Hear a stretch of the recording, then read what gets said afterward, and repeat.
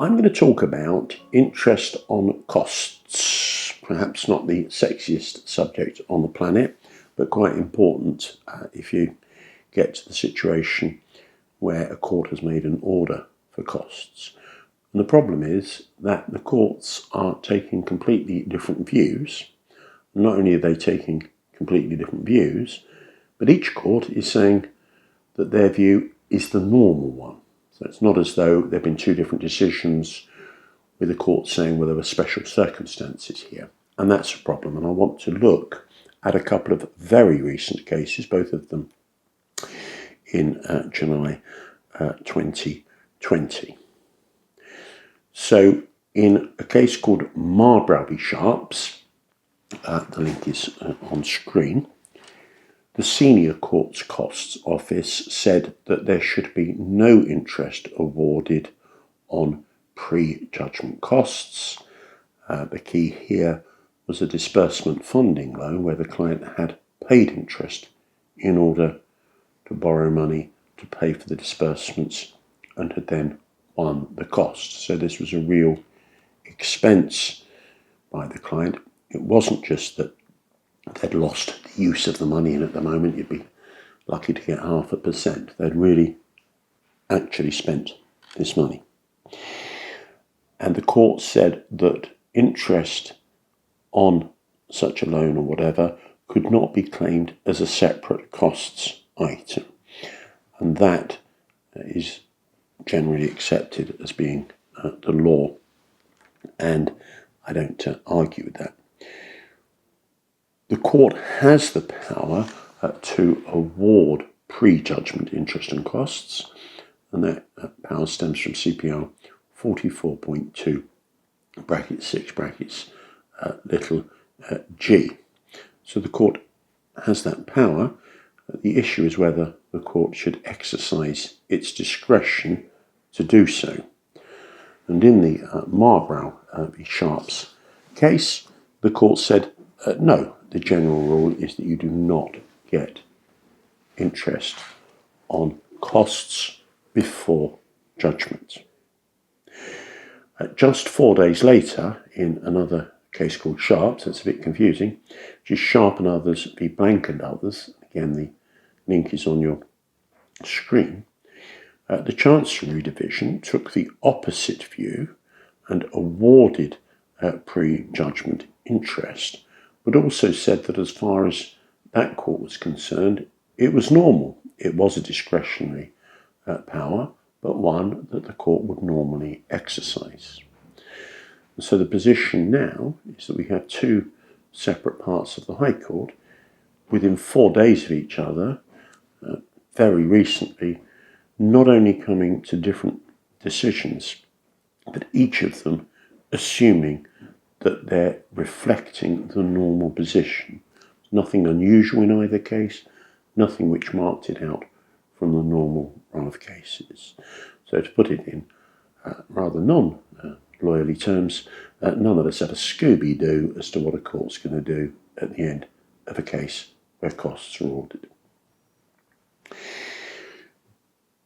There's the semi-related issue of when costs or when interest should be awarded on costs once they've been made. So you get an order for costs on the 10th of January with those costs to be subject to detailed assessment, which, as we know, can take months or even years.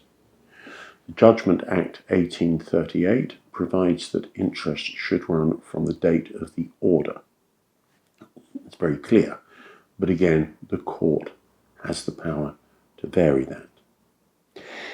And again, in the Marlborough v. Sharps case, the court took the view that interest should indeed run from the date of the order, and that's that.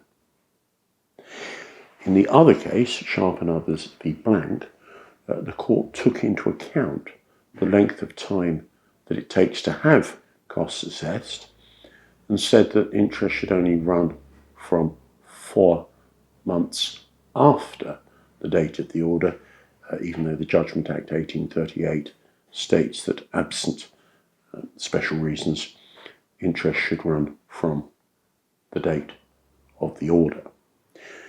It may seem obvious that interest should indeed run from the date of the order, and the paying party's remedy is to make a payment on account and stop interest running.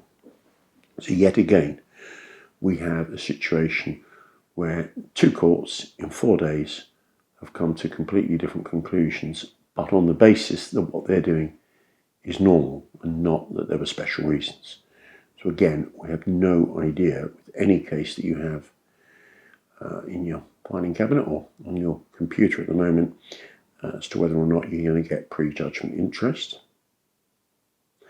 and whether or not your interest on costs is going to run from the date of the judgment or from some other time that the court may decide. My feeling is that part of the problem at the moment is that the judgment interest rate is 8%, which is obviously massively higher than you can get anywhere in the world on anything. Indeed, if the other party is ultimately good for the money, it's the best investment you'd ever make, leaving your money outstanding and earning 8%. If it's a judgment on a claim for breach of contract or for damages, then although the courts don't like to use the term, the reality is that that interest rate is a punitive rate to punish a party who hasn't paid up on a debt. I've got no real problem with that.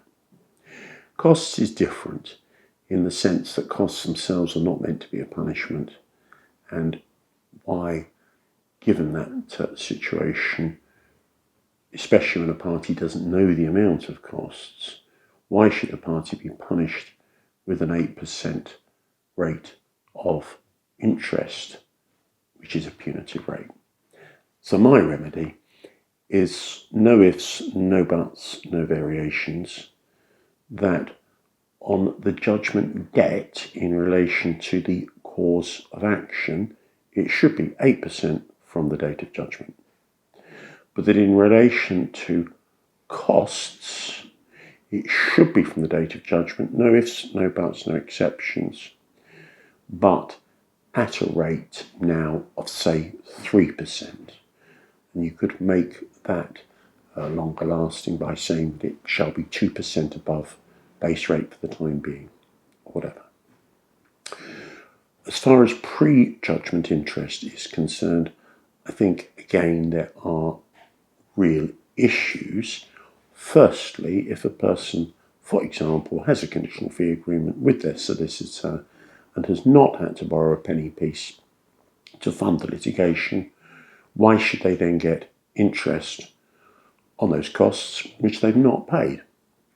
But on the other hand, if a person has physically had to pay out money to get a loan, whether from a disbursement funder, a third-party funder, or a relative or a bank or whatever, and they win their case, why shouldn't they, given that legal aid has been scrapped for all intents and purposes, why shouldn't they recover that money that they've paid out in order to bring the claim that they've won? My remedy there is that it, in fact, should be a costs item. That's certainly not the law at the moment, and the law would need changing.